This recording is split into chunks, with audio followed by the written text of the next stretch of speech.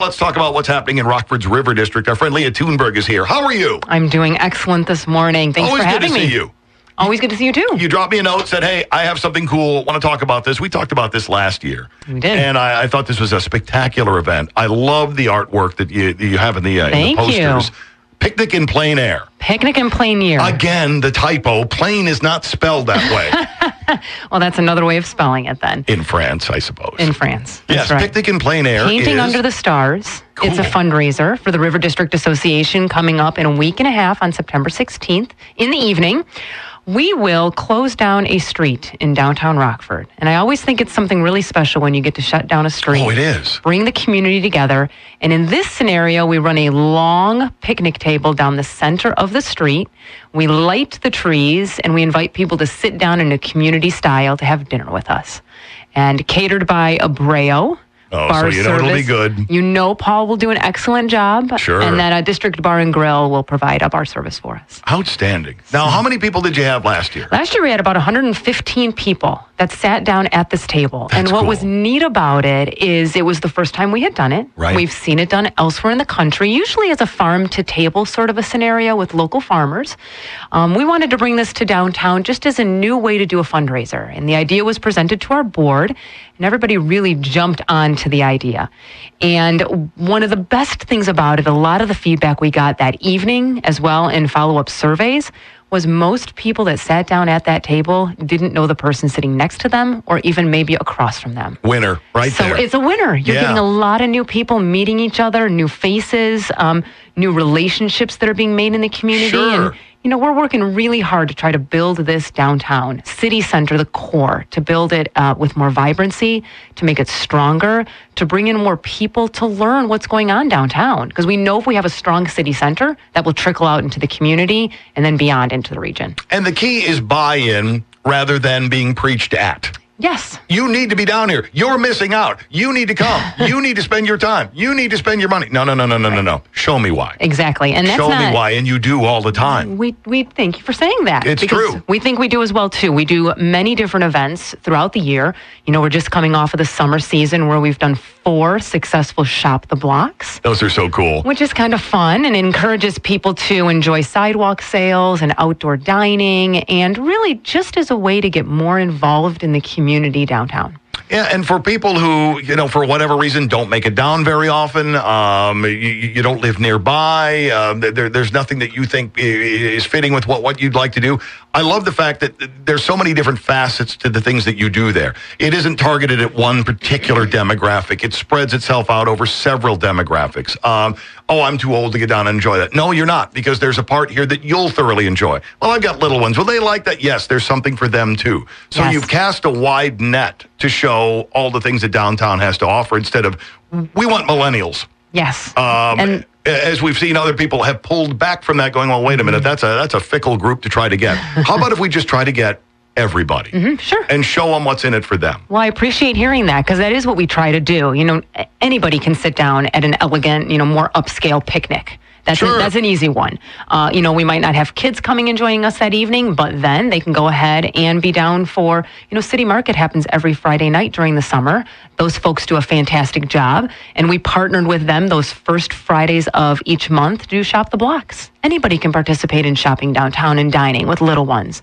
And then we even target really the small children and families during Spook the Blocks, which will be back again this year on Saturday, October 28th. How cool. In the afternoon, and it will be different. We are really going to amp it up this year. So the last 2 years, we've done trick-or-treating downtown, where the kids dress up, they pop in and out of all the businesses that want to participate, grab some candy, move on their way, really bring some awareness to the people who are coming downtown to who we have down there, who our businesses are, who our partners are.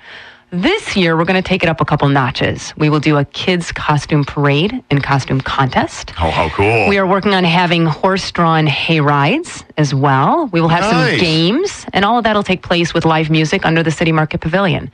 So yes, to your point, we do try to make sure that there's a wide variety of ages of people who can participate in all things happening downtown, because a solid, successful city center and city core really brings the community together as a whole. Yeah, it radiates outward. It does. And people are drawn to all of the different things that happen. Now, they may not hit every single event that you've got going on. They may hit half. But then you've got a whole bunch of other people who love that other half as well. Yes. And so you go from the shopping the blocks to spooking the blocks to the bike tours. Yes. The architectural tours, which I've always just found fascinating because you drive past it, depending on how long you've lived here, year after year after year, and you didn't really know anything about that building. Now you took the tour. Right. And now I had no idea that the origin was this, or this person was involved, or this is the year they did it. Absolutely. And to your point, I go on every tour that we do, of course. And there are plenty of times that I still look at a building and learn history. I have walked past that building every day that I'm downtown, and I might not know what's behind those walls. This year we did something different with our tours. We upscaled them a little bit. They became ticketed events. So we took down the number of people. We were up to 130 at our height. Wow. It's a lot of people. That is. And that's fantastic that many people want to come out and experience what we're teaching them about history in downtown Rockford. At the same time, we really wanted people to get a really intimate experience. So for the ticket price, and we just concluded our final one about a week and a half ago, so next year we'll do this again. But for the ticket price of $25, it had no more than about 40 people on the tour with that capacity. Nice. And we brought on 2 additional tour guides. So each group was no more than 15 people listening to that one tour guide. We went in and out of several different buildings around downtown Rockford during our 2 events. And at the end of our first event, we were back at Woodfire Brick Oven Pizza.